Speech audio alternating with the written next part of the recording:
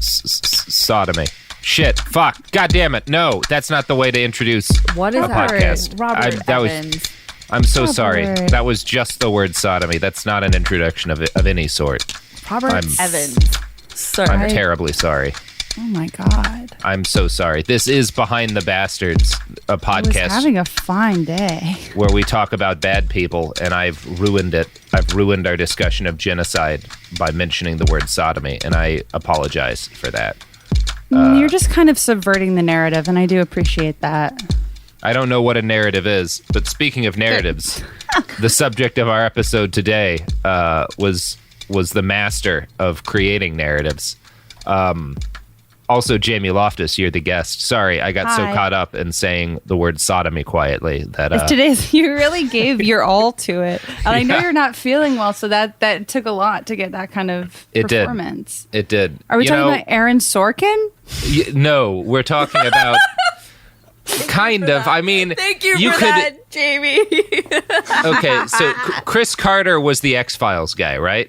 Word. Possible. Maybe. I think it was Chris Carter. We're talking about the guy who inspired a lot of the X-Files. Ooh, okay. We're also talking about the guy who inspired Alex Jones. It is Chris Carter. Factually Oh, okay. correct. I mean, as long as he inspired Alex Jones. I thought you were going to say Alex Mack. No, not Alex Mack, but he also inspired the Wu-Tang Clan. Wow. Okay. Well, you got to hand it to him. What a life. Yeah. Oh man. Yeah, we're talking about a real influential piece of shit today. Some people, I think, when I mention the Wu-Tang Clan, the folks who know this guy recognized who it is. But we're talking about Bill Cooper. Have you ever heard of Bill Cooper, Jamie Loftus? I have, but I don't know in which of these contexts I've heard of them. Was he like a conspiracy guy? Like he was a conspiracy guy? Okay, yes, I have heard of him. He was a radio show host who was kind of the first Alex Jones in a lot of ways. And he also was a very successful author of a conspiracy book that went on to become one of like the foundational documents of American gangster rap.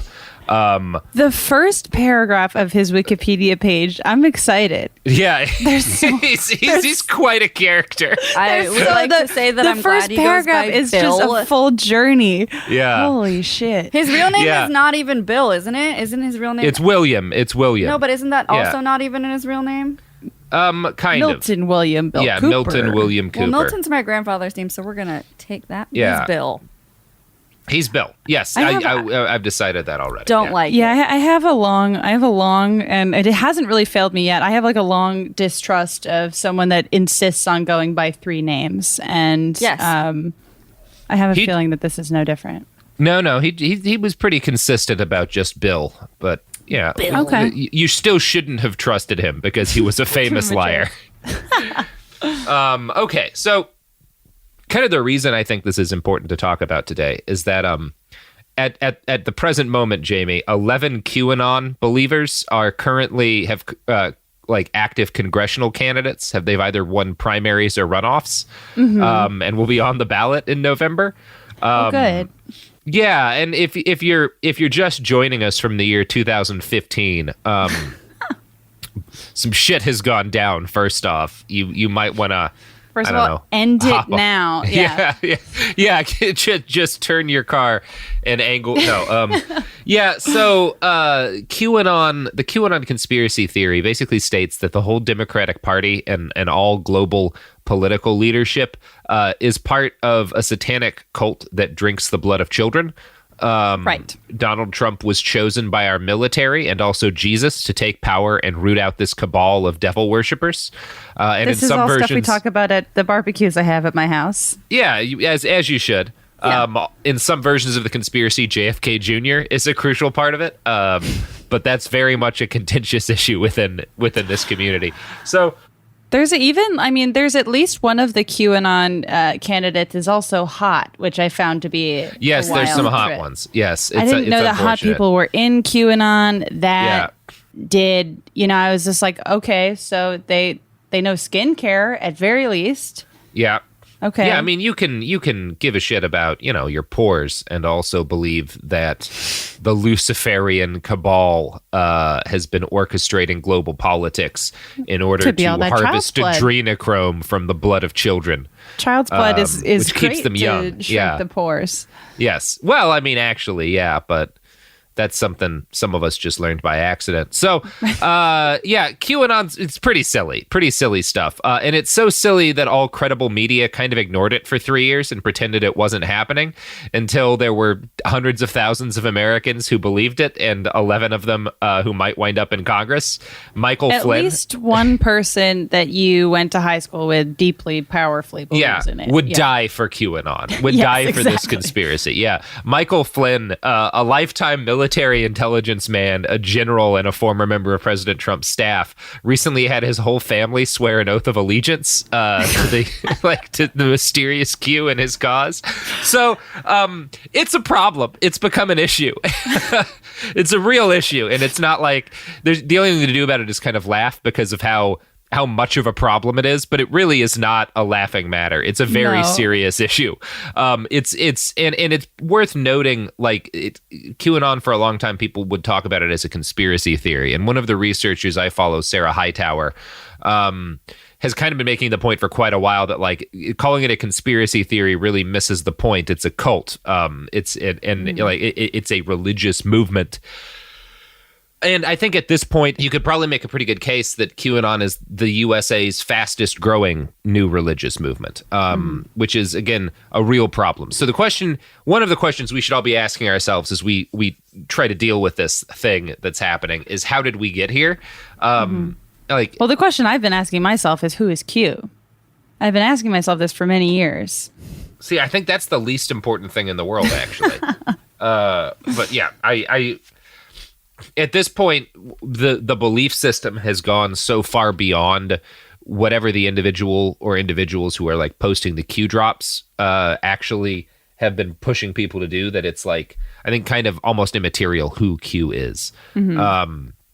So the broader question when we look at, like, QAnon, and we look at just the fact that we're in a place right now where, like, the guy who got elected president is a famous conspiracy theorist who has, like, repeated conspiracy theories about the active pandemic killing people during his administration while delivering, news to the nation about the pandemic. Like, the fact that that's where we are right now, kind of begs the question, how the fuck did we get here? And there's a number of theories about, like, how conspiracism became what it is in American culture.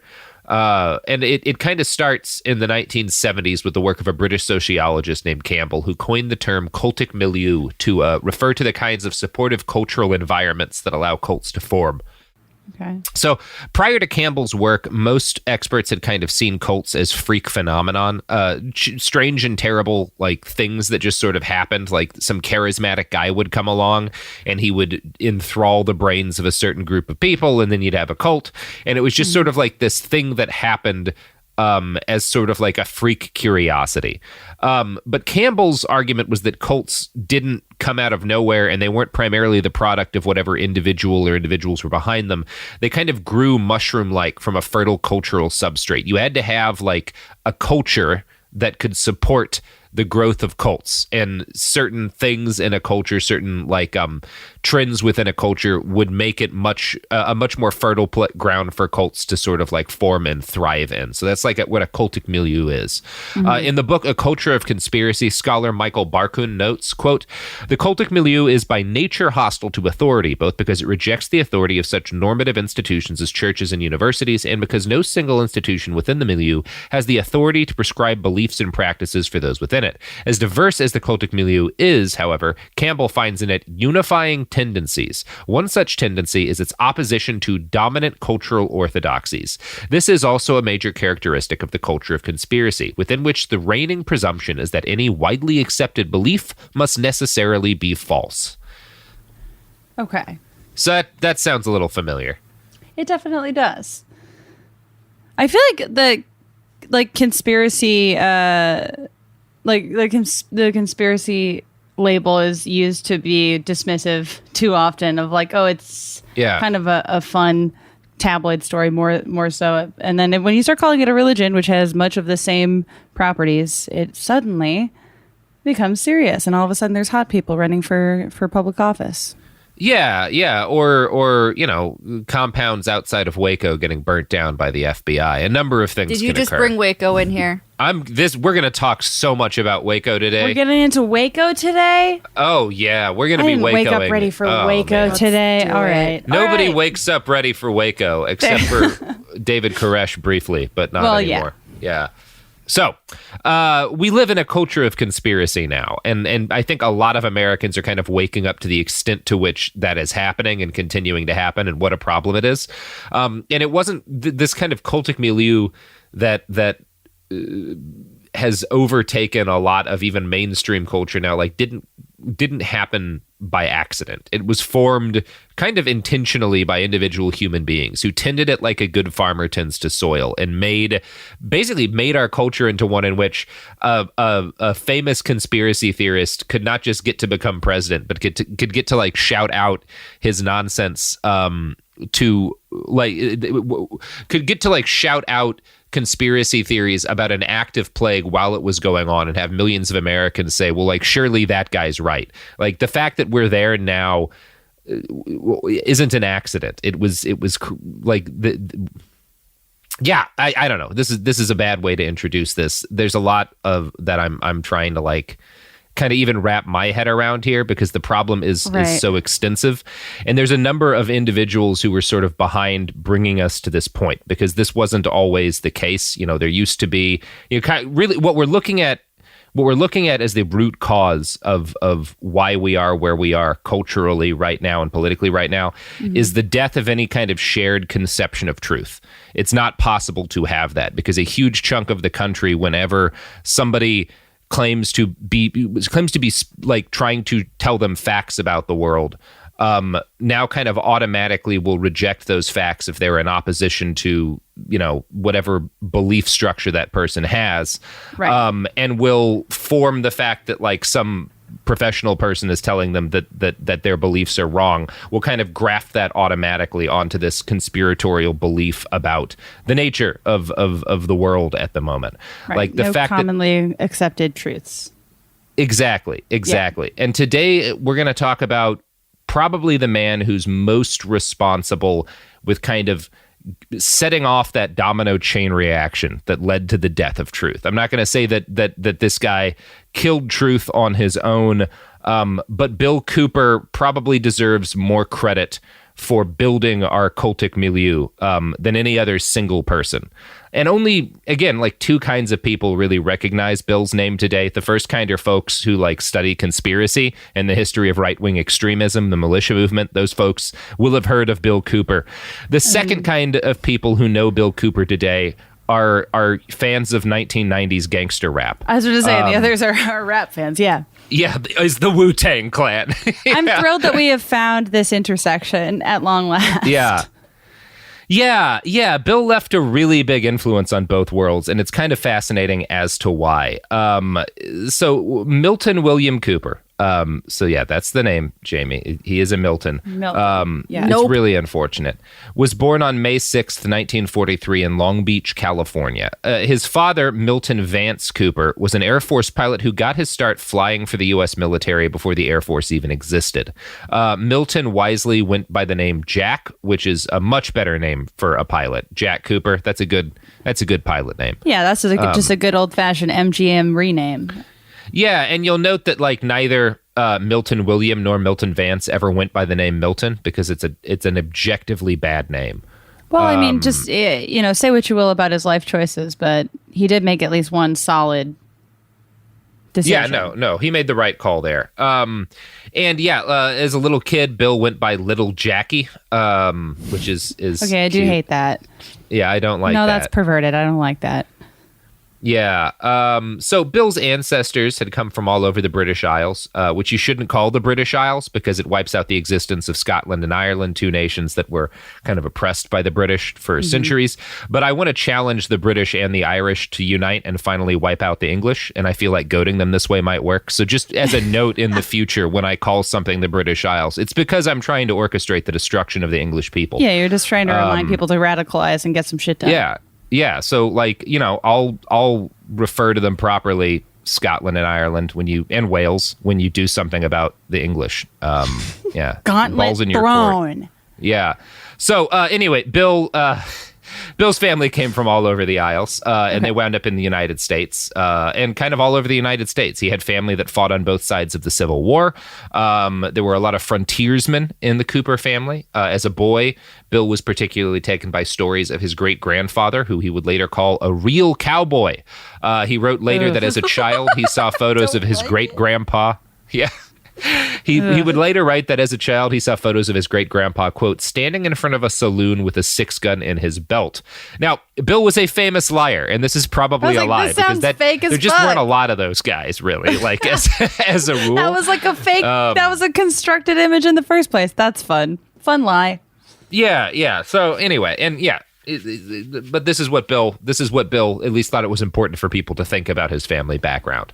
That they were cowboys. Yeah, this is a very mature cowboys worldview. And horse thieves. He was also like, and one of them got hung as a horse thief. Yeah, it was. Okay. Yeah. So the Cooper family moved constantly to accommodate Jack's military career. And this was not a low-stress period to be the family member of somebody doing what Jack was doing in the military. The Cold War was at its coolest level. Nuclear annihilation was a constant threat. And young Bill grew up knowing that at any moment his father might be sent off to die in a war that would almost certainly kill his family in nuclear hellfire as well. It was a stressful way to be a kid. I know that particularly well because my dad and Bill had very similar childhoods, actually. My dad was about a decade younger, but his dad, I don't even know what my grandpa on that side of the family actually did. He was a civilian employee of the Department of Defense, and he was constantly in Southeast Asia, and we don't know, like, nobody really knows anything else about what grandpa was doing. I bet he was probably posing like a cowboy in front of a saloon, if I were just to give probably posing like a cowboy. Yeah. But, like, my dad has these memories of, like, when they were stateside when the Cuban Missile Crisis hit, and he was just like, he and I think his mom like drove him and his sister out to like family who lived away from a city, and they just stayed there for days without really knowing anything, just knowing that like something had happened, and Dad says like, you guys shouldn't be get out of in a city. Yeah. Jesus Christ, that is like, terrifying. Yeah, it was like there were a lot of kids who grew up. Like my whole family in this period of time were military brats, and there was a lot of like, it was a stressful thing to be like, you know, because you're always worried that nuclear annihilation is around the damn corner. And so Bill grows up with this kind of apocalyptic expectation as just a constant part of his reality, as like a little kid. So that's not great. No. Yeah. The biography Pale Horse Rider by Mark Jacobson, which is a biography of William Cooper, notes, quote, once while his father was assigned to Lajes Field on Terceira Island in the Azores, the young Cooper was sitting in the base rec room watching a movie when the projector ground to a halt, the lights came on, and a plea was made for blood donors. I knew immediately something terrible had happened. Mm-hmm. Running outside, Cooper saw that a B-29 Super Fortress had crashed. I saw men on fire running through the night, Cooper wrote in Behold a Pale Horse. I was only 9 years old, but felt much older. Oh, so that's not great. Yeah, that's not great. Here's the problem at the beginning. All of these stories start out with like just a traumatized little just a cutie broken pie. Little boy. We need to start. Well, no, this is probably. But there needs to be some sort of Muppet babies for the bastards. Yeah, just bastard babies. And then they can just all go to a child therapist and really talk shit through and save them a lot of trouble.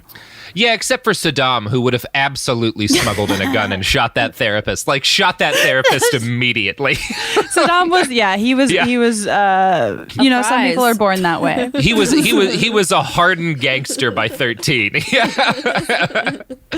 also had the heart of a poet, you know, it's complicated. Well, of course. Yeah, like Al Capone. Right. So in his own book, Behold a Pale Horse, Bill Cooper Which is a great name for a book. It is a great name for a book. One thing you'll learn about Bill is that he was a fantastic marketer, and that's an objectively incredible title. Is it a memoir? No.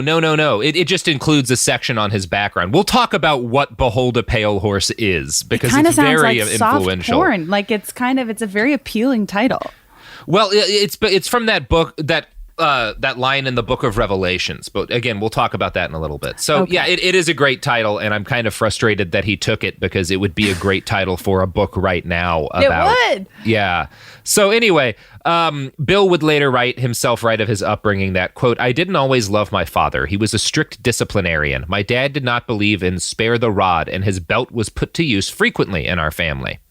And like most children who grew up in such families, Bill grew up with basically focusing all the time on how to avoid getting in trouble. Right? That's the thing you learn as a kid with authoritarian parents who punish you physically, particularly, is how to not get in trouble.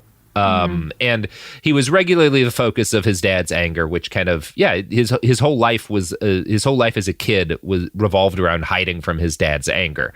Jackie. And he grew up with the feeling that, quote, "rules didn't mean much until I got caught breaking them." And discipline like this has the effect of kind of training children to be exceptional liars.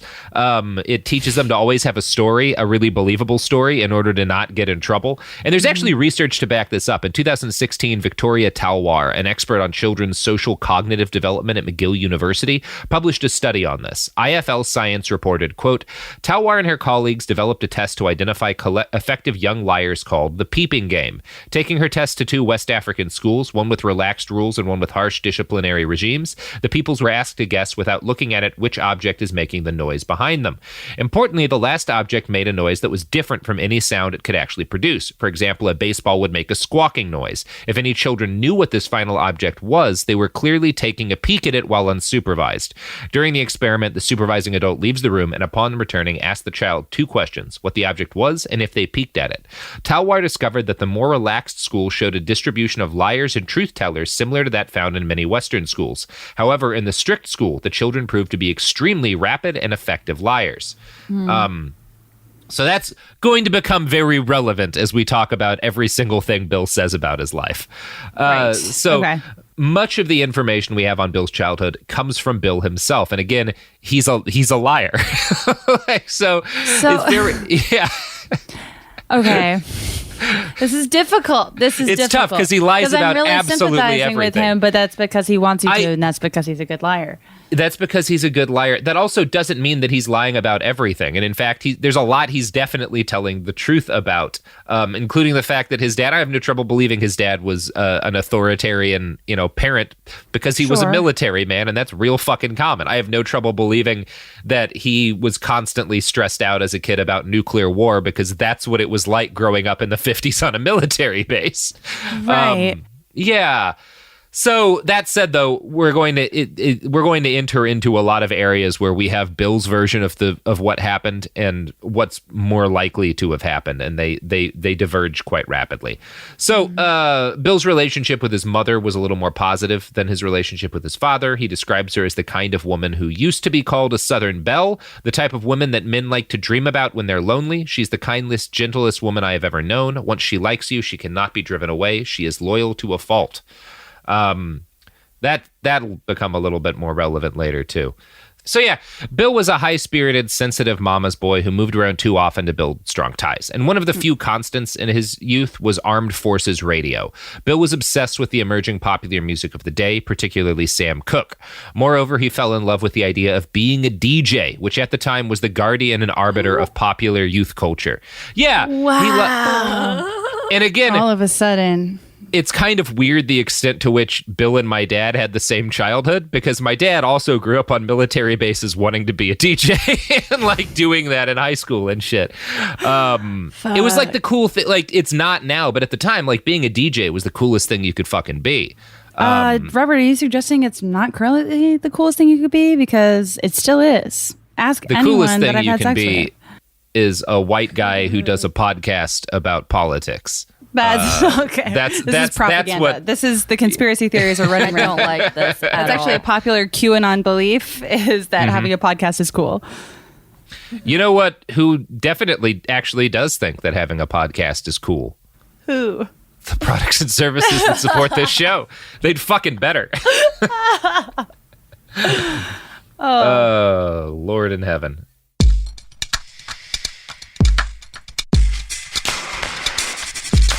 We're back, and I have some good news for everybody. We have a new face mask that we'll be selling in the Behind the Bastard store, it just says FDA approved to prevent all diseases. So, when we're talking about cults, Jamie, I just want everyone to know I am, in fact, doing everything I can to get us violently rated by the Food and Drug Administration. Good. That is the goal. So grab your kids, take them to my compound in the mountains, put them in a basement, and we'll wait for the FDA to come firebomb us. Wow. Yep.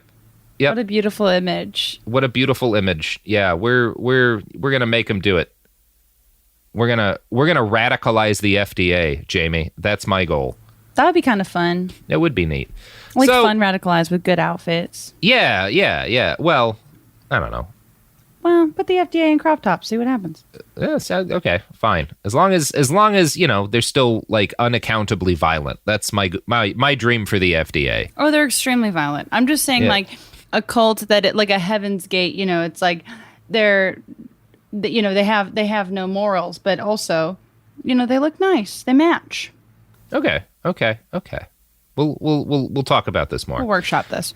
So Bill was Bill as a kid on the military base, like, falls in love with the idea of being a DJ. And at age 16, while he was living on Tachikawa Air Base near Tokyo, he got his very first radio show on the Armed Forces Network's Radio Teen program. Radio Teen. Bill would later write, quote, "I was called the Mad Lad, and my theme song was Quiet Village by Martin Denny." And this dork. Yeah, he's a huge dork. And the fact that he picks Quiet Village is really interesting because it is not the kind of song you might expect a 17 or a 16-year-old to make his like introduction music when he comes on the fucking radio. It's like this song. It's a mournful ballad about lost love that starts with the lyrics, "Alone in my quiet village I pray, you will be returning one day to me, return to me. Alone living with the memory of you, promising you'd always be true to me, be true to me." Oh, good. So that's a little weird for 16-year-old Bill. Yeah, it's kind just of like wait. a Bright Eyes energy to it. I feel like there's equivalents of this. It's really unsettling. Like you can kind of tell, oh, Bill's not going to go good places. Yeah. This isn't going to end well. Okay, so he's intense. Cool. So as a young DJ, Bill finally felt the acceptance that had been cruelly denied to him by his father's constant travel. He would later recall being elated that, quote, "hundreds of teenagers all over Japan were dancing to the music I spun on my little machines." He managed to convince himself that millions of Chinese teens were also listening into his radio program, which could not have been true. And that the communists had jammed his signal to stop it, which...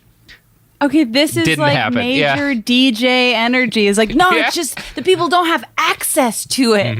They're if I can just get it out there. I can end communism if they can listen to my sad songs about quiet like villages and girls not liking me enough. Oh my God. Even at age 16, Bill was convinced that he had somehow become the target of a global communist movement, of the global communist movement, which is funny. And again, he's probably just inventing this decades later, but also I wouldn't be surprised if at the time young Bill Cooper convinced himself the commies were trying to stop his terrible radio show. So teenage Bill was convinced that rock and roll music was the very best advertisement for capitalism possible. And to be honest, he was probably right about that. I was going to say that. There's actually something to that. That's actually especially pretty at that true. time. Yeah. I think a lot of teenagers in Cuba got a really unfairly rosy idea of American culture by listening to the Stones and shit. I don't like the feeling of agreeing with him, but I'm on board for that one. Yeah, no, he's probably right about that. Now, you're into the rock and roll. Listen, I'm very skeptical of this rock and roll music that the kids are listening to. I think it might be dangerous. As an adult, Bill would mourn in his writing that Chuck Berry was thrown in jail for 2 years rather than being made Secretary of State, quote, like he should have been. So he believed Chuck Berry should have been the Secretary of State. And it's probably here that do you know much about Chuck Berry, Jamie? Not really, no. Outside of who he is and Yeah. what his music sounded like. Yeah, I mean, father of rock and roll, incredible musician, historically an important musician. He was also thrown in jail for transporting a 14-year-old across state lines for immoral purposes in violation of the Mann kind Act. of in jail. Okay, well. Yeah, like it wasn't a mild, it wasn't like a, like it wasn't that they weren't just going after him to like shut down this rock and roller. He was sexually trafficking a teenage girl. I mean, to continue on my anti-rock and roll tirade, which rock artist of this era was not doing that? It was that is David very fair. Bowie had some shit like that, yeah, but no one wants to talk about it. No one wants to talk about it. Billy Joel didn't, but that's the only one I'll That defend. we know of. I bet that it was just that. Not that he didn't, that he couldn't. He would have been terrible at sex trafficking. He would You're have right. been really bad. He would have been horrible at it. So Billy Joel can't be a good liar. no, he can't. He's an innocent man. So in 1988, Chuck Berry was arrested again and charged for punching a woman in the face so hard she required stitches. He was also accused by multiple women and girls of filming them in the bathroom of his restaurant. So I don't know, maybe not the best pick for Secretary of State. Although even with that resume, he would have been better than Kissinger. I was about to say, I'm like, there's been worse people who have been served worse. as Secretary of State. Oh, that's so depressed. There's truly not one rock legend that isn't the most horrifying person on the planet. They were all monsters. It turns out when you like elevate mostly young teenage and 20-something men to like effectively living gods, they do horrible things repeatedly. They really have been known to take advantage of it. Yeah, it turns out to be a bad call. So in 1962... Good thing we've learned from it, though. Yeah, we don't do that anymore. It doesn't happen anymore. No, and it never will again. Yeah, in 1962, 19-year-old Bill Cooper joined the Air Force. The Navy was his first choice, but he got seasick easily, and he didn't think he'd be able to handle a career on a boat. This will be slightly ironic later. Young Bill chose to enlist rather than joining as an officer, which surprised his family, because his family, his military tradition had been officers. He wound up going to a technical school outside of Amarillo, Texas, where he later claimed to have seen real atomic bombs. Quote, I worked around them on a daily basis. Because of that, I had to wear a dosimeter just in case I was exposed to radiation. Bill's first gig was in the Field Maintenance Squadron, watching after everyone's quarters and basically keeping their work area policed. It was a job that kept him alone a great deal of the time, and so he was sitting on his own in the barracks watching TV on the day that President John Fitzgerald Kennedy was shot by Bernard Montgomery Sanders.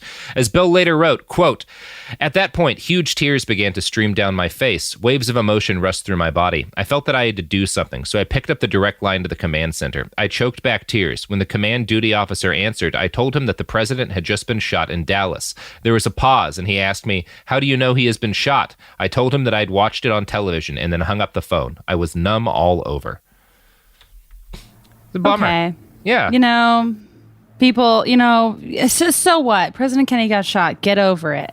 By Bernie Sanders. Yes. That's my hot absolutely. Bernie Sanders did do it. I think I have actually brought this up on this show before, but it's my favorite fact, my favorite fun fact about the assassination of JFK, which is that Meatloaf was there. Yes, you did bring it up on the show. I think I love to bring it up. Meatloaf is like 13 or 14 years old, and he was like, I guess he lived in that area, and he went like with his family to see that he was there. So would we have Bat Out of Hell had JFK lived? We may not know. That's a shame that we have Bat Out of Hell. I know. Okay. I know that I famously hate rock and roll, but I do kind of like Bat Out of Hell. Meatloaf's a terrible person, but you know what? He was fine in Fight Club, and Bat Out of Hell is pretty good. Yeah, and he probably, I don't know, had something to do with the JFK assassination. Anyway, I think he was part of the youth, the youth plot. Yeah, he was spotting for Bernie Sanders' sniper scope. So now, Jamie, yes. So you can kind of see in that little paragraph, like, and this is again from something that Bill writes decades later, but he's kind of like sprinkling into his life story these little bitty elements of conspiracy. Like obviously he calls the duty officer, and the guy's like, "How did you know he'd been shot?" And like nothing else happens, but there's this little insinuation that like Bill had kind of stumbled onto something a little bit, and like that'll happen repeatedly. That happens repeatedly in his narrative of his early life that he later publishes. Okay. He'll drop these little he kind of of frames it almost like a movie, right? Where like he drops these little bitty hints about the vast conspiracy in his childhood, or like stories of his early life. And he does it really well. Like it's good storytelling. Which is something that like Bill has a real talent for, is telling stories, because he's a great liar. So he also brought aliens into the mix in his biography, but not in a way that was super kooky. This is the way he does this. I actually think is really effective as a storytelling tool. Quote, it was during this time when he was working in the Air Force that a couple of sergeants kind of adopted me. We went out to clubs together and usually ended up chasing women and drinking a lot of beer. They told me several stories about being attached to a special unit that recovered crashed flying saucers. Sergeant Meese told me that he'd been on one operation that transported a saucer so large that a special team went before them, lowering all telephone poles and fence posts. Another team followed and replaced them. They moved it only at night. It was kept parked and covered somewhere off the road during the day. Since we were always half-tanked when these stories came out, I never believed them. Sergeants were known to tell some tall tales to younger guys like me. So that's a good way to kind of start sprinkling this shit into your narrative. That's really smart. I feel like that doesn't come up enough of like, well, I wasn't totally sure at first. It sounded a little weird. It sounded a little, but the more I listened, that is effective storytelling. Yeah, it's good storytelling. Yeah. All right. The assassination of President Kennedy brought several more days of apocalyptic stress to young Bill Cooper. The nation went to the brink of war with Russia because nobody knew what the fuck was going on, and Bill spent his nights sleeping under a B-52 loaded with nuclear munitions, waiting for the order to go. So again, to understand Bill Cooper's mind state, you have to understand this kid spent like the first several decades of his life sometimes literally sitting next to nuclear weapons, knowing that like all human life could end in moments. It's like there's no moment of his life that he is not deeply stressed out. Yeah, deeply stressed out and just waiting for the apocalypse to hit. Never like that's had his a moment's whole peace. This Milton. Yeah, it's a tough way to grow into being an adult.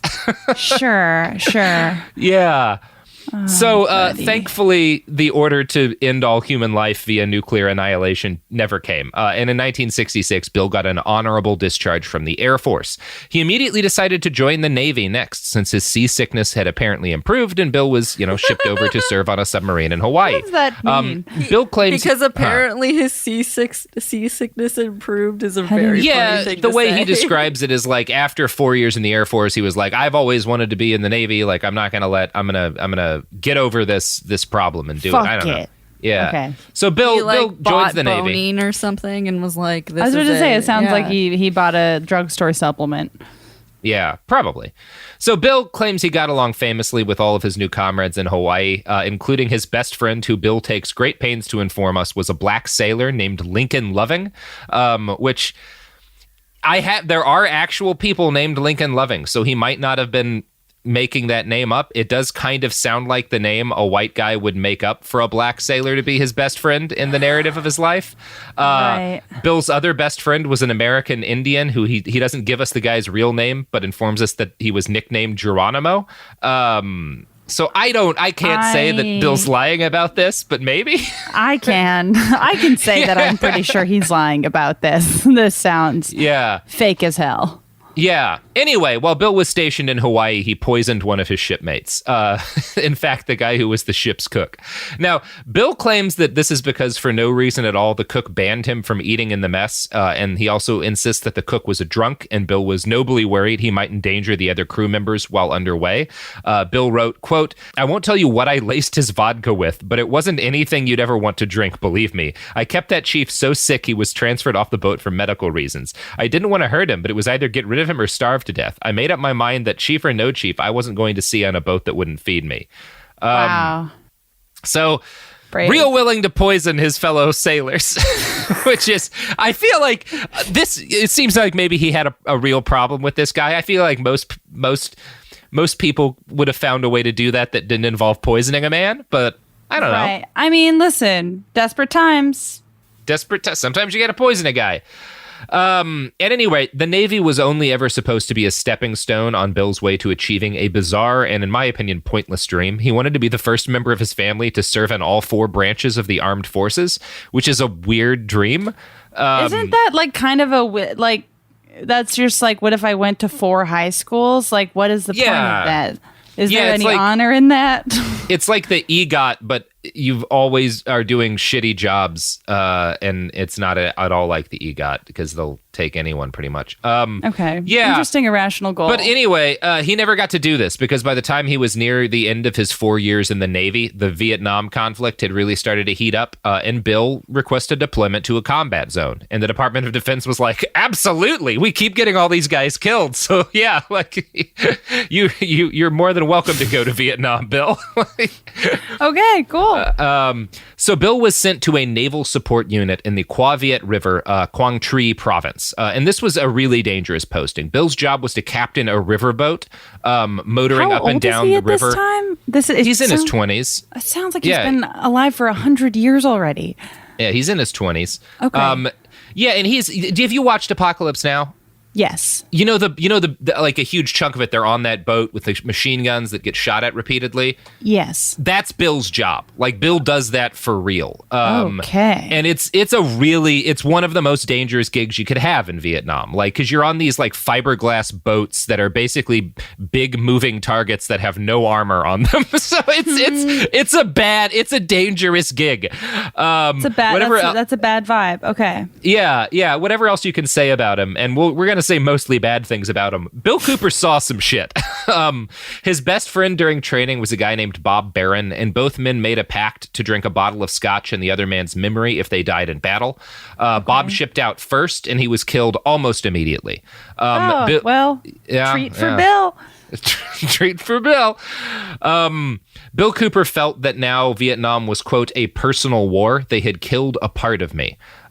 He claims that once he reached the river, his boat engaged the enemy more times than any other boat that ever patrolled that river. We kept the enemy off the river, and I never lost another man. I can't tell you if that's true. He's almost certainly exaggerating. But he won awards and stuff for gallantry under fire. He had he did some shit in Vietnam.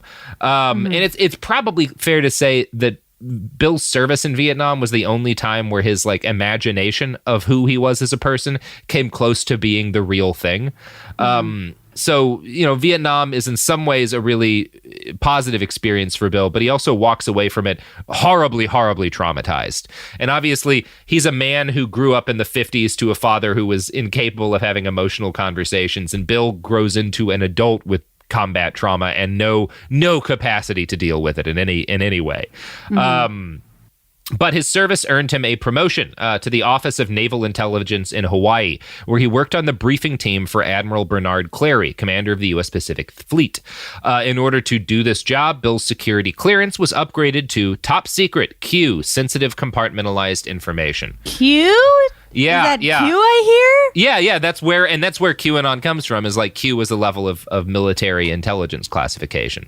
I thought it was just a spicy consonant. I love to learn. No, Bill Cooper is clearly Q. No, he's not, because spoilers, he dies violently. But so giving Bill Cooper any kind of security clearance would prove to be one of the worst mistakes the U.S. Navy ever made, second only to its continued failure to finally destroy the city of Boston. Bill Cooper was a competent seaman, but giving him access to top secret information was a really bad decision. Not because Bill was a spy or because he would in any way reveal actual secret information, but because he was exactly the sort of guy who knew how to dine out for the rest of his life on the lies that his position with Admiral Clary allowed him to tell. He later wrote, trying quote, to not act on the fact that you said competent seaman. I'm sorry, I stopped listening. I thought you were going to defend the city of Boston, because I know you're from that whole eastern chunk of the country. Listen, there is no defending the city of Boston. I'm glad we agree on this, Jamie. There's no, by all means, watch Patriots Day on Netflix. Yeah. It's in the top 10 right now. And I can't watch it because it will give me PTSD. But we'll give you PTSD. It'll give me just Mark Wahlberg. Really? No, I'm kidding. Yeah. I just want to add, defending the city of Boston. I've stopped real quick. Just fuck the Celtics. Fuck the Celtics. Just you know what? Quick, just throwing it. Do you want to get beat up by my uncle, Sophie? I don't know. Take them. What kind of? My uncle will kick all. No, I'm kidding. My uncle's a grifter. He's pretending to be on disability, but he's not. Ooh, what's that? That's my machete that I'm holding because nobody can take me. There's your machete. I'm going to challenge our sleuths at home to figure out who Jamie's uncle is and report him to for disability fraud. Talk about it. If we're talking about good liars, someone talk to my uncle. He's do you want to know who's not Jamie's uncle? Is it time for that already? This is the worst transition I've ever done. I'm so sorry, but also fuck the Boston Celtics. You want to know who won't tell on you for committing disability fraud? Who? The products and services that support this podcast. Oh, thank God. My family really can't handle another situation like this.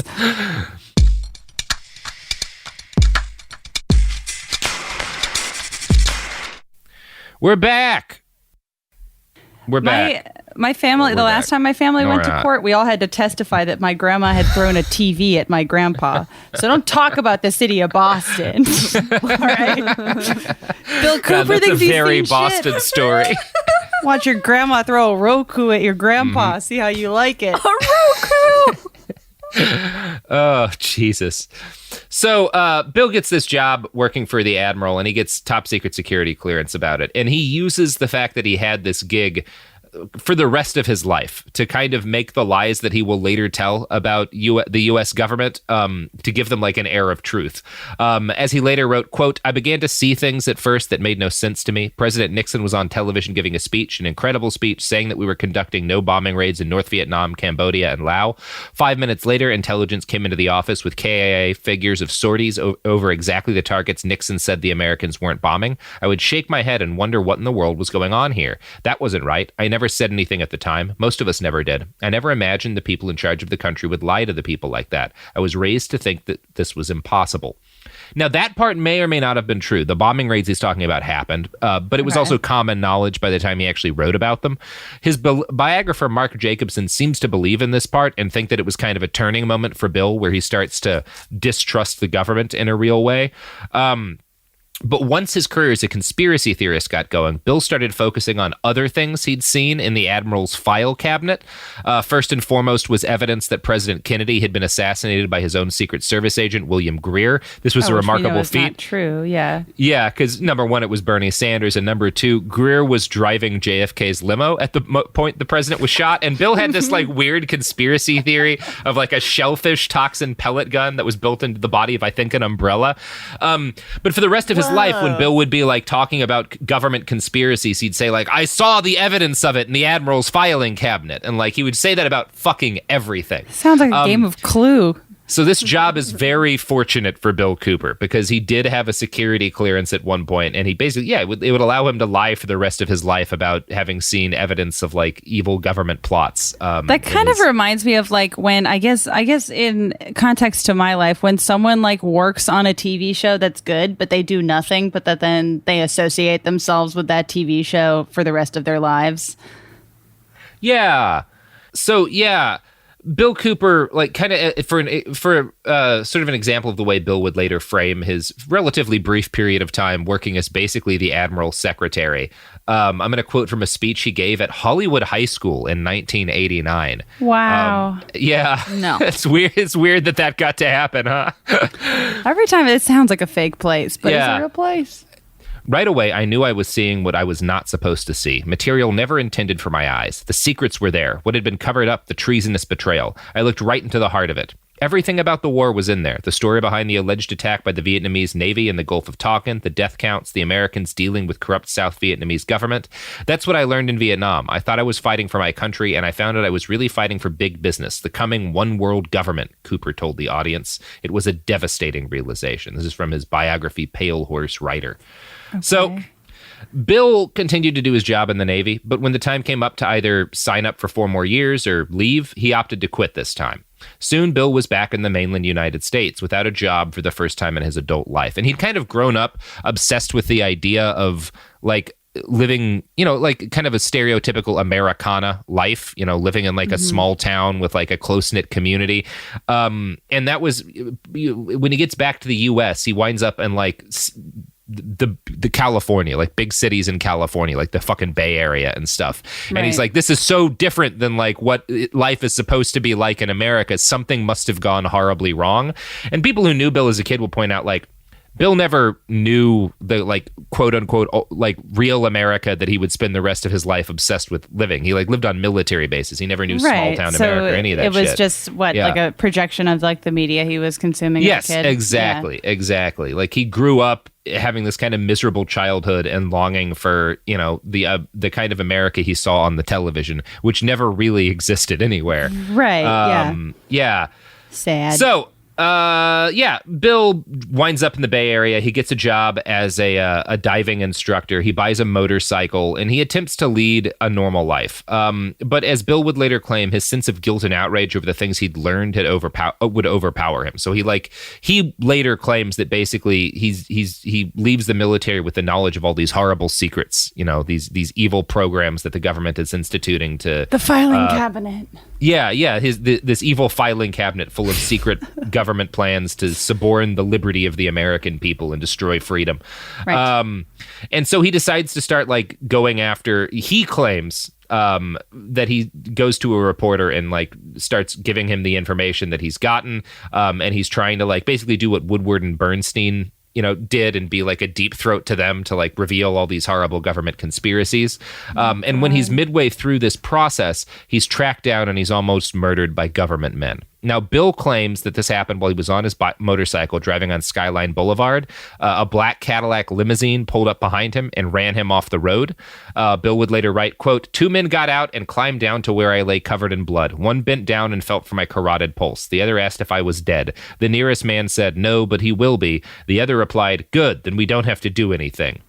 Now, I feel like that lie could have used a second draft. Yeah, I think he could have used an editor on that one. Yeah. So Bill claims he recovered only to be run down a month later by the same Cadillac. And this time, the assassination was closer to a success. They damaged his right leg badly enough that it had to be amputated above the knee. In the same car? Yeah, same car, same limousine. Yeah. Sure. Yeah. And while he was in the hospital recuperating, Bill claims the same government men came to visit him again. They only wanted to know if I would shut up or if the next time should be final. I told them that I would be a very good little boy and that they needn't worry about me anymore. Kinky. Now, obviously, these are all lies. Bill's motorcycle accident had a completely mundane explanation. He lost control of his bike and almost died horribly as a result of the fact that he was a bad motorcycle driver. Yeah, and this is like what his family, like his dad, when this got brought up to him, his dad was like, what the fuck is he talking about? It wasn't the government. Like he fucked up and crashed his motorcycle. And like I had to pay for his medical bills because he would have been bankrupted otherwise. Oh my God. And this was part of why Bill lied about this, was because his relationship with his dad was strained and he couldn't like admit that he'd needed his family's money for a medical issue, especially one he'd caused himself. So it was the government. Yeah. Oh, buddy. I love his little softcore line about I'm going to be a good little boy no matter what you do. Yeah, that is Ooh, sexy. Objectively that is sexy. Yeah. Little Jackie in, I'll be a good little boy. Jamie. What? Oh, sorry for blowing your mind with my amazing ideas, Robert. I think you need to get off the Skype call right now and start writing. Yeah, that's true. I'm sorry, I have a final draft file to take care of. And that was the last time any of us ever talked to Jamie. She was too big a star after making her Bill Cooper pornography video. Jamie died of brain failure 4 pages into I'll Be Good. So the mid-1970s and early 1980s were a real rough period for Bill. He had a fucking shitload of PTSD. He was missing most of a leg. Like, he's in a bad place. The 70s aren't a good time for Bill. And medical science didn't really formally recognize post-traumatic stress disorder as the thing until it was added to the DSM in like 1980. So for most of the time that Bill was struggling with it, the term was used as post-Vietnam syndrome when like doctors believed it was a problem at all. And in the US in the 1970s, it wasn't like a very welcome place to admit you were struggling with mental health issues related to your military service. So like Bill didn't talk about this shit to anyone for quite a while. He's just burying his trauma with what's certainly even more PTSD from a horrible motorcycle accident. He's a damaged boy. Right. And I'm saying that in the knowledge that should not at all mitigate what comes next, because we're going to talk about his incredibly long history of profound spousal abuse. So we don't know how many women that Bill Cooper married in the 70s. What? Yeah, we have no idea. It's a lot. It's too many women. So how can that be true? How can you not know? Yeah, because he was a famous liar. So yeah. He was maybe making up. What? Well, no. We know he had a number of them. It's just that we don't know how many of them there were, because he lied to all of them about the others and wouldn't acknowledge them. And yeah, we'll talk about it. This will make more sense in a little bit. Okay. His biographer writes, quote, in his voluminous FBI file, Cooper's father, Jack, is quoted as saying that his son had been married or engaged at least 9 times. According to Jack, Bill was still in high school when he got engaged to a 17-year-old Japanese girl. The elder Cooper had to break it up. A year later, living on Tinker Air Force Base near Oklahoma City, Cooper again got engaged to another young Asian woman. Now, Bill's marriages weren't kept secret to protect his exes or whatever kind of super cool spy explanation he probably would have preferred people believe. The ugly reality is that, especially as an adult after his military service, Bill was wildly unstable and violent, and living with him was a waking nightmare for most of the women that he married. Sure. He kept his prior relationships hidden because nobody would want to marry a guy with Bill's history. In 1976, he got hitched to Janice Pell, who told Bill's biographer later that I was number 4, I think. So again, nobody has a real clear idea, even his wives, of like how many people he married. Good Lord. Okay. But he gets married a shitload. Quote, I had no idea what I was getting into. One minute he'd be the sweetest, warmest guy. Then he'd change, start yelling at me for no reason. It was like living with Dr. Jekyll and Mr. Hyde. We were living in Union City near Hayward. Bill was working in Oakland at the diving school. He'd get up at 6 to drive to work. I tried so hard to be a good wife. Every day I'd clean, make dinner for him. I set a nice table waiting for him to come home. In the beginning, he'd rush home, give me a kiss, bring flowers. It was great.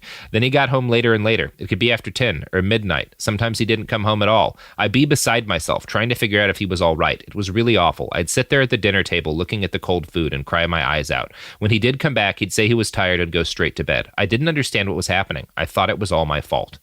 Now, there's a number of possibilities about like what Bill was doing at the time. He very well may have been cheating, probably was cheating because he was constantly had a carousel of women kind of going. He also had like a bunch of really unsuccessful business ventures. He had an art gallery that failed. So maybe his fucked up career was on his mind. Sounds like fucking Mickey Rooney. He's terrible. It's bad. And he was also an alcoholic, and increasingly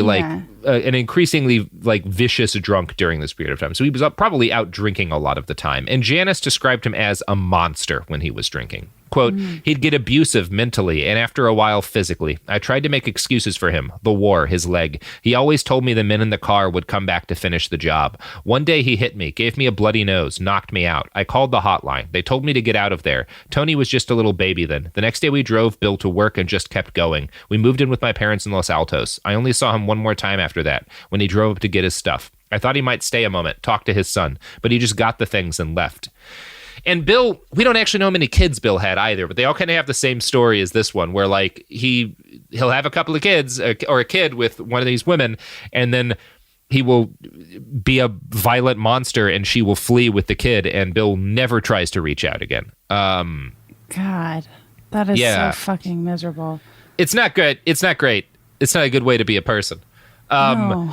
And it is like you look at Bill's history, and again, not to mitigate the profound spousal abuse, but it's like, yeah, hard to imagine how this guy grows up good at being in a relationship. I mean, yeah, impossible for him to be good in relationships. I just, oh God, I hate that. I hate that there's so many victims of that. Jesus Christ. A ton of victims. Janice's story is probably very similar to a number of Bill's unknown number of wives. It's important to note that the monster Bill could take quite a while to come out, and he was very good at charming women in the meantime, as the story of his ex-wife Sally illustrates. Bill and I started talking. I liked him, but he was smoking.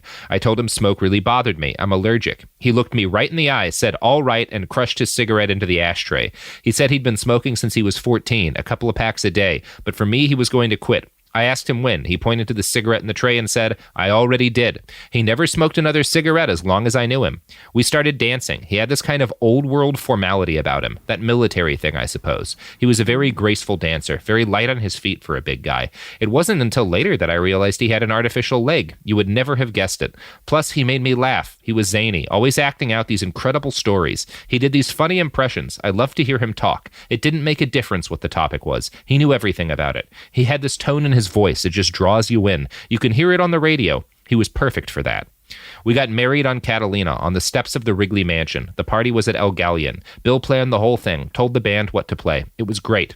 But then he started drinking and picking fights. I guess that should have been a sign. My girlfriend said I was crazy to marry him, but I really loved him. So, wow, I hate it. Yeah, it's not great.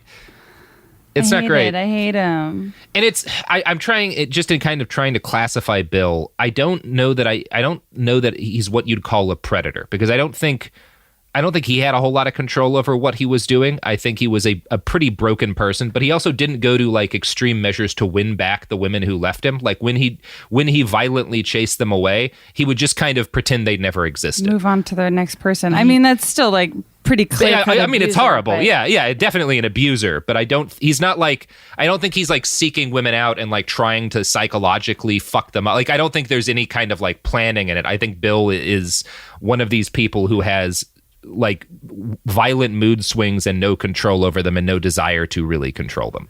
Yeah, just a deeply selfish, broken person. Yes, absolutely. That's the feeling you get from him. His mood swings seem to come more or less at random.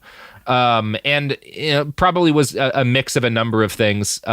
He was also like working a pretty unsatisfying life at this time, series of horrible dead-end jobs, repeated failed business schemes, and you get the feeling he was taking that out on his family as well. But he also took it out on everyone around him. At one of these dead-end jobs, Bill got into an argument with his boss and punched through a plate glass window to try and strangle him.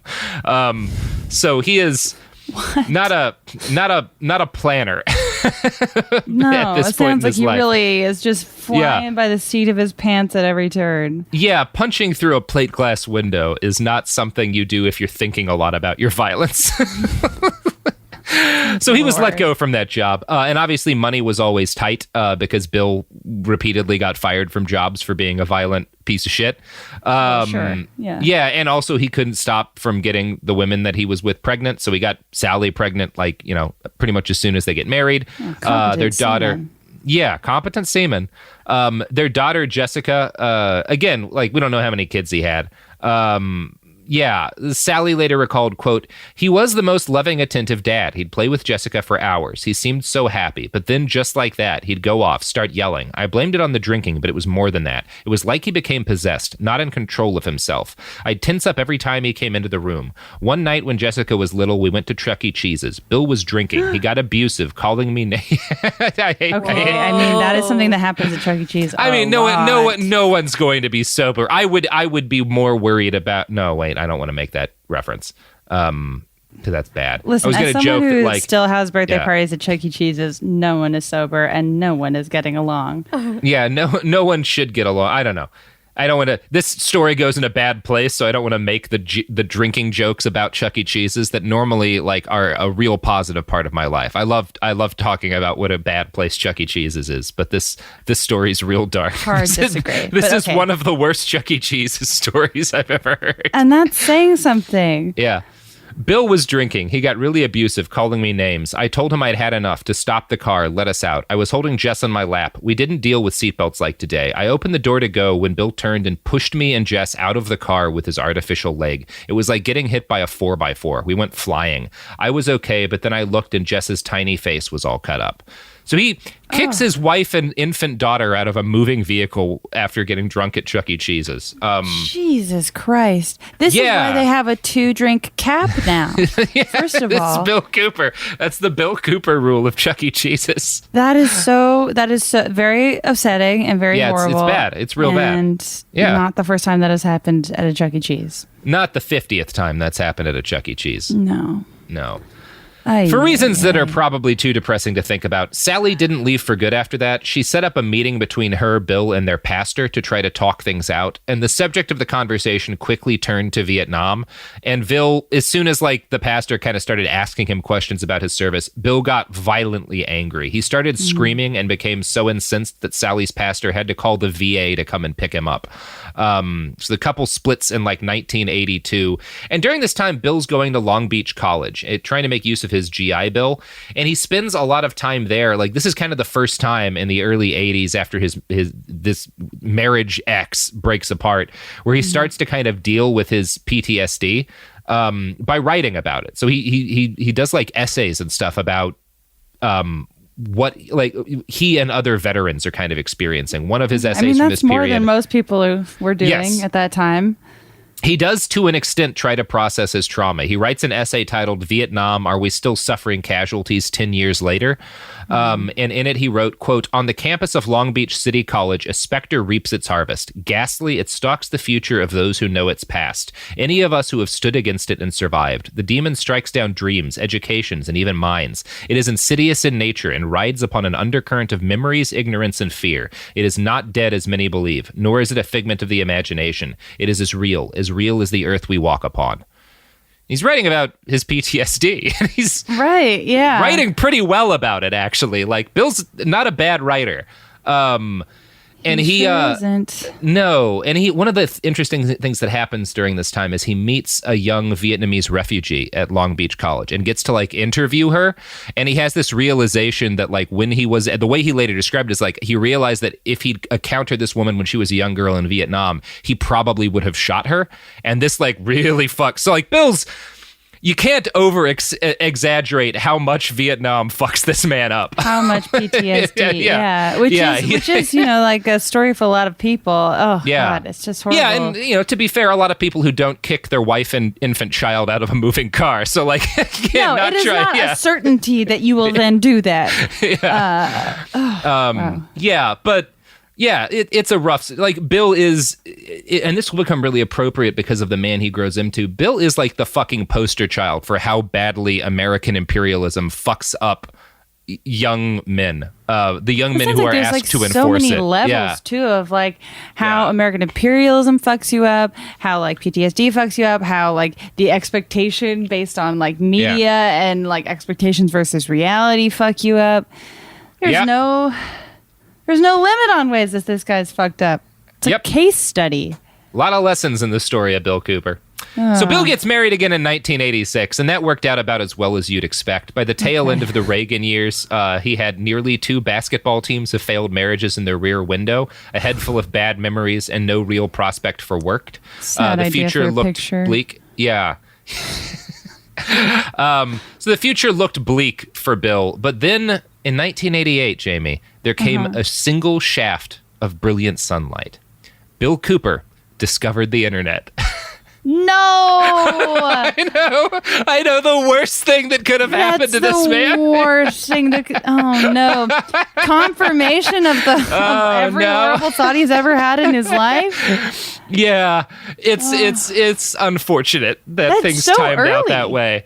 Yeah, Bill Cooper was one of the very first people on the internet. Yeah. One of the very first human beings to really get into it.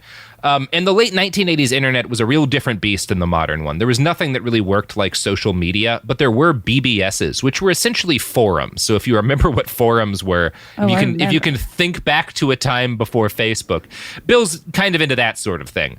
And he quickly discovers Paranet, which was dedicated to the paranormal, particularly UFOs. And yeah, so Bill gets super fucking into UFOs and into this community of UFO nerds, and really the first online community of UFO nerds that exists. Yeah, this is such early internet shit. It's every annoying couple in their 40s met on an internet forum. Yeah, exactly. Yeah, no, legally as well. Yeah. That's in the Constitution. So Mark Jacobson suggests that flying saucers and sort of like belief in UFOs was, quote, the first populist truther issue, the first time the authorities denied something that a large percentage of the population believed to be true.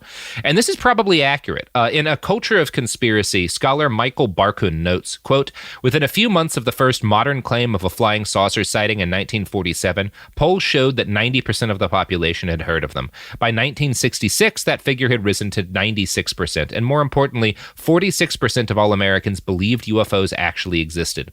More than a decade later, in 1978, 30% of college graduates believed they existed. At that time, the number of Americans who believed UFOs were real reached its highest level, 57%. Now, wow.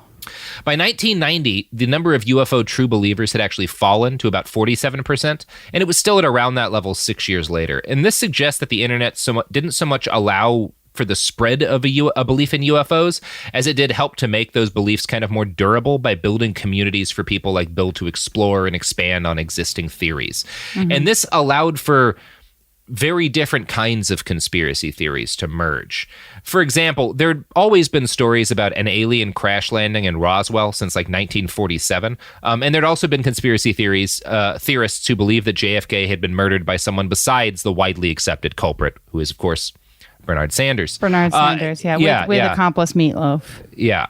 And then starting in the mid-1980s, there was Majestic 12. And in brief, Majestic 12 conspiracy theory purported to be a set of briefing documents for the incoming newly elected president, informing him of the existence of a secret organization of the world's dozen most powerful people.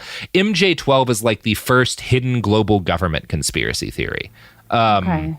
And it was formed in the wake of the Roswell landing. Like this hidden global government was supposedly had been formed in the wake of the Roswell landings to deal with the newfound existence of aliens.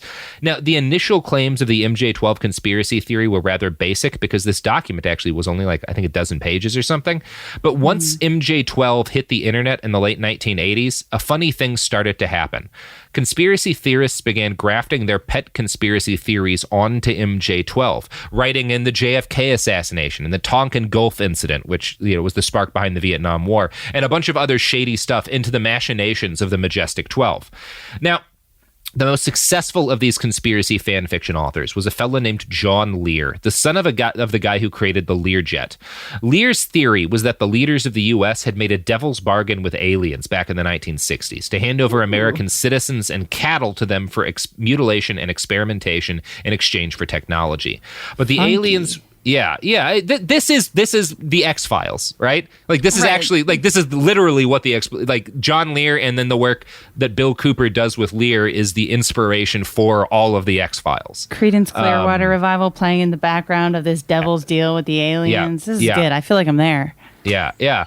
So Lear and Cooper, once they got together, would kind of argue that actually the Majestic 12 were kind of getting like grifted by the aliens, that like the technology they were getting wasn't very good, and the aliens were way more brutal with their abductions than they were supposed to be. And so like the conspiracy evolves under Lear into like claiming that the Allies in the military had balked at this like agreement with the aliens, and that was what led to the creation of the Strategic Defense Initiative, Reagan's Star Wars missile program. Sure, I'm following this. This is all making sense to me. And what's happening is the internet is making conspiracy theories had largely been sort of spread by kind of there'd be some underground newsletters and stuff, but also people would just kind of spread these fake documents that were purporting to be like and this is like throughout the 80s, these documents that were claimed to be like evidence of one conspiracy or another, and the internet starts to bring all this shit together. So like all you can take it from your cork board and really start to compare some ideas. Yeah. I'm going to quote from the book A Culture of Conspiracy on sort of the impact of John Lear's what's called the Lear Statement, which is like his personal theory about MJ-12. The Lear Statement is brief, only 7 printed pages, but dizzying in its claims. It elevates MJ-12 to a conspiratorial position nowhere hinted at in the original papers themselves. It implies a web of subsidiary conspiracies to silence the news media and the academic community, and to mislead the UFO community as well. According to Lear, ufologist William Moore, the figure most identified with the MJ-12 papers, was probably himself a disinformation agent in the hire of MJ-12. So you also start to see like what's essentially like this big over conspiracy that's being created. Like it's not just aliens exist. It's not just there's a secret world government. It's not just JFK was killed, by the CIA or whoever. It's like all of these things are part of this massive branching, impossibly influential conspiracy. What you're seeing is the precursor for the kind of conspiracy that QAnon is, right? Like this is when that first starts happening. And Bill Cooper is one of the guys on the ground making it happen. He's one of the most influential people in this early little online community. And Bill had kind of just started by sharing tales of aliens and stuff in Paranet, but he very quickly graduated into like writing about Lear's work and adding conspiracies to it. And Lear and Cooper soon like become friends and start talking and start working together on like expanding kind of people's idea of what a conspiracy could be. And kind here's how romantic in a way. It'll be less so in just a second. Cooper's biographer actually interviewed Lear pretty recently, and Lear was very old at the time. But here's how Lear described the two men's early friendship. I heard there was this guy on Paranet who was supporting what I said, Bill Cooper. He was writing into the bulletin board saying he'd worked in the Office of Naval Intelligence and see this incredible amount of top secret material, and he could vouch for, word, 50% of what I said. Lear and Cooper spent a lot of time together through 1988 and 1990. I liked him from the beginning, Lear recalled. He was smart, and he had a good sense of humor, an amazing memory. He also could drink me under the table, which wasn't so easy to do back then. When I saw him put away a fifth of scotch before lunchtime, I knew he was my kind of guy. Then he'd be off on something else. That was Bill. One minute he'd be wrapping himself in the flag, standing up and reciting parts of the Constitution verbatim. Then he'd be like a beatnik at a jazz club. Hey, daddy-o, hey, daddy-o. He might have pulled a gun on me 3 or 4 times. Then again, I pulled a gun on him too. Okay, so just to summarize, he's like, I knew this guy, we were going to be friends when I found out he was very sick in his head. And that there was little hope that he was going to seek out help or get any support from someone in his life. I was all about this, and I thought it was really cool because I shared these same issues. Because I have the same problem. Wow, okay. We both had violent mood swings and pulled firearms on each other regularly. That's how I knew we were friends. And did we have interest in addressing this? No. Therefore, we were going to be good friends. Soon, Bill Cooper developed his own hypothesis based off of Lear's theory about global elites trading human souls for alien technology. In excited online rants, Bill would claim to have access to top-secret information that at least 16 alien craft had crashed and been found by the U.S. government. 65 aliens had been recovered dead, and 1 had been recovered alive. Bill was always very specific in these kind of posts. According to Mark Jacobson, quote, Cooper's rewrite of Lear's hypothesis added new items like a particle beam weapon and machinery for cloning and synthetic genetic duplication of humans to the shopping list of Lear's unholy tech for flesh deal. He also tweaked the timeline of government-alien interaction. Now there were 3 separate meetings, the most significant being the signing of the formal agreement, which took place on February 10th, 1954, at Muroc, now Edwards Air Force Base near Lancaster, California. The historic event had been planned in advance, and the details of the treaty had been agreed upon, Cooper writes in The Secret Government. President Eisenhower had been vacationing nearby Palm Springs when he was spirited away to the base on the pretext that he had an appointment with his dentist, who happened to be Dr. Tim Tote Leary, father of the LSD guru Timothy Leary, which of course would make it into later conspiracy theories, but is true. Whoa. Okay. Yeah. So it's not hard to see why Bill's alternate version of history played well with very online people. It's fun. And Bill wasn't content with just being a giant among the very first and thus very saddest conspiracy nerds in the internet. No, it has that like kind of fun, everything is connected vibe to it that people online love. Yeah. And he starts to get kind of famous within this community for that. And he's speaking at like conventions and stuff, UFO conventions all around. Like he's kind of in demand by late 1989. People are making Angel Fire fan sites. Yeah. And in 1989, Bill decides he's going to take things a step further because he doesn't want to just be limited to the internet. So he prints out 535 copies of all of his findings on extraterrestrials, and he sends out copies to every member of the U.S. House and Senate. And he'd written so much, like these documents he was sending everyone in Congress were so extensive that the whole endeavor cost $27,000. Oh, my God. Yeah. Wait, what? Yeah. Hey, in like 1989 In 1989 money, yeah. Okay. Yeah. Okay. Bill's dedicated. His guides for Congress included a helpful taxonomic guide to all the different alien species out in the galaxy, including 2 different kinds of gray aliens and the Draco Mothman. The Draco Malfoy? Yeah. That's what I heard too. Mothman. Draco Mothman. Let's not make fun of Mothman here, okay? Oh, Mothman. Okay. Now, Bill obviously hadn't seen anything like these creatures in person, but he was, at this point claiming openly, he'd been claiming for years to his friends of all the secrets he'd seen in that admiral's cabinet, and now he starts justifying this is how I learned about all these aliens is from the cabinet. This is a very wise cabinet. Yeah, that admiral really kept a lot of different shit just under his desk. And apparently, Bill had a ton of time to really read it and take it in, and Well, a lot of 3 martini lunches happening in the Admiralty back then. Sure. So, yeah. So Bill sends all this off to Congress along with an offer to undergo hypnotic regression to convince Congress he was the real deal. No one took him up on the offer, but Cooter, yeah. Just let me hypnotize you. I can convince you my ideas are good. No, you just have to, you have to hypnotize me and take me back to the past. Oh, and then I will give you I see what he's doing. Okay, actually what he's suggesting is 30 different episodes of the X-Files for more information on hypnotic regression. I guess. So, yeah. And nobody at Congress ever gets back to Bill, but he later will write that at least sending all of this nonsense out to them had, quote, prevented the government from arresting or harming me. Any move by them would be interpreted as total confirmation of everything that I had revealed.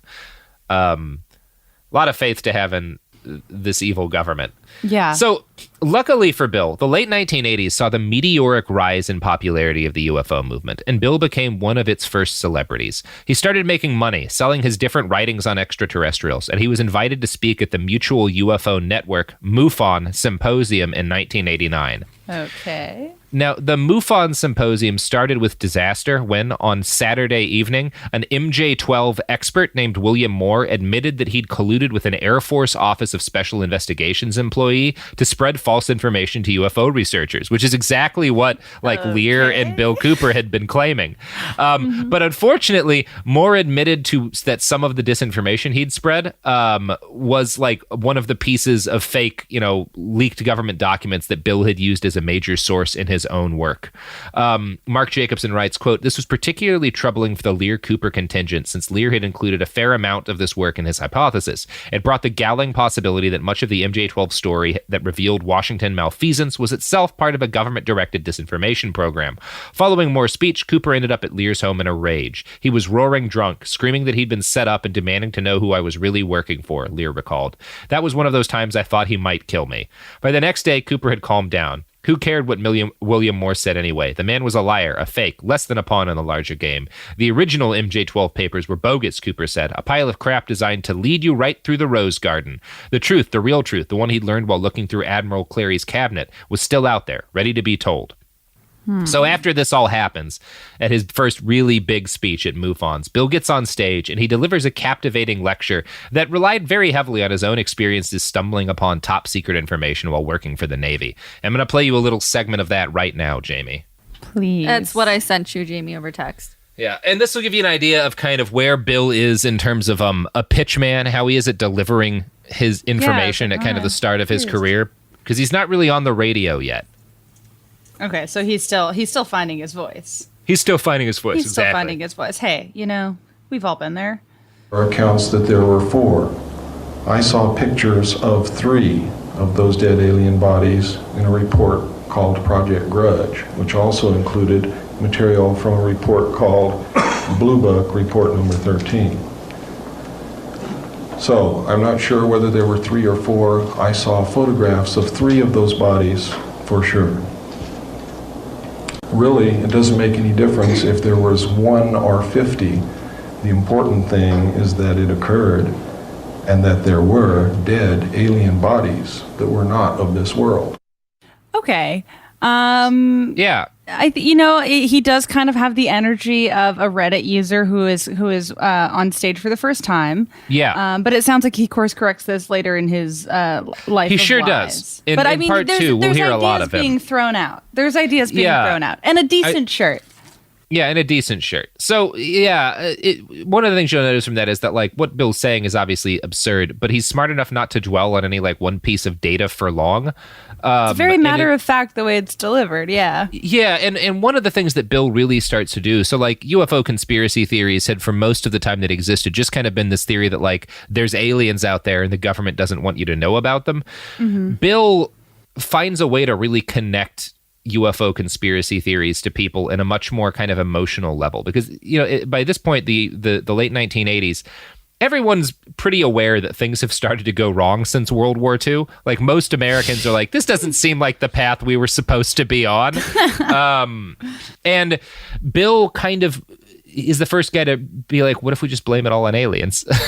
Like, what if that's the reason things went wrong? People are seeking a shortcut. So I have come up with a great one. It is interesting too, just even like listening to how he talks of how he seems to be kind of using this like military way of carrying himself to like have a level of authority. It's not really the same kind of conspiracy theorist carrying of oneself that you see now. It's not like a media personality. It's like he sounds like a military person saying the weirdest shit I've ever heard. Yeah.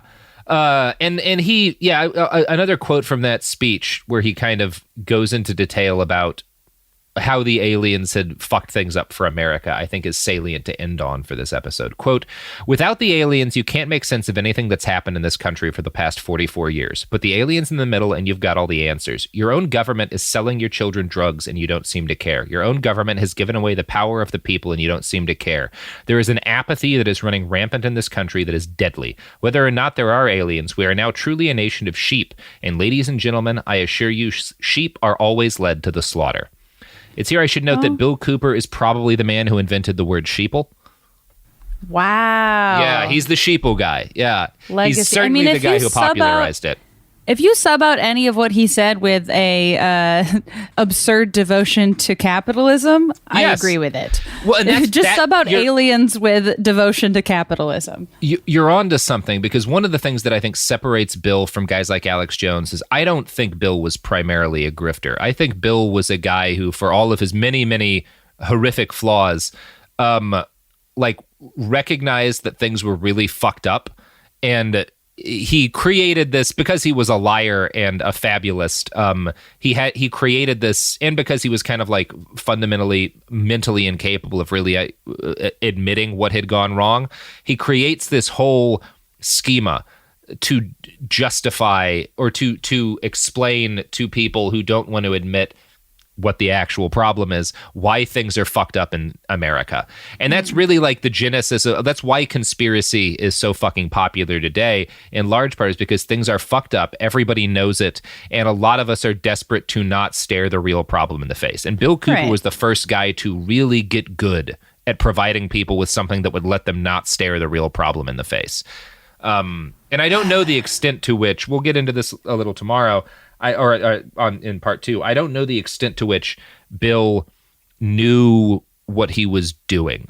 I don't know the extent. There's definitely a part of him that was a pitchman and a con artist, and there's a part of him that I think was like a patriot who was legitimately traumatized by how fucked up he watched his country become. I don't really know, but it seems like both things are kind of going on. It seems like he truly is like suffering of lot of he's definitely suffering. He's definitely suffering. He's definitely has some mental illness issues, and I can't wait to hear what he does next. Well, Jamie, first you're gonna have to tell us where they can find you next, so that you can start your own grift. Well, sure, you can follow me on Twitter. This never feels right. You can follow me on Twitter. You can listen to my podcast, My Year in Mensa, which there will be, I think there will be another episode of and some developments in the near future. And you can listen to the Bechdel Cast every Thursday, feminist movie podcast. And yeah. All right. And you can find me somewhere. No one's ever learned how, though. So you can follow him at iWriteOK on Twitter. He doesn't believe in Instagram. I don't believe in Instagram, no. Or the TikToks, what the kids are doing. Robert, I really think you would be really good at TikTok. Robert, you would fucking love TikTok. It's a bunch of angry teenagers saying "fuck the patriarchy." It's very. You would cool. love it, and you would be good at it. Yeah, I don't recommend it. I don't. No, absolutely not. Unless you're looking makes me for feel some 500 years old. If you're looking for a teenager to tell you how to have flawless skin, TikTok. If you're looking for a teenager to tell you that your parents are racist, TikTok. That's my. If you're looking for Kellyanne Conway's daughter, yes, being on the right side of history, TikTok. If you're looking for teenagers that are trying to make it so that there's empty seats at Trump rallies, also TikTok. Our new sponsor. No, I'm kidding. I'm so tired even thinking about TikTok. I'm so tired thinking about young people in general. All right, old guy. The podcast's over. Yep.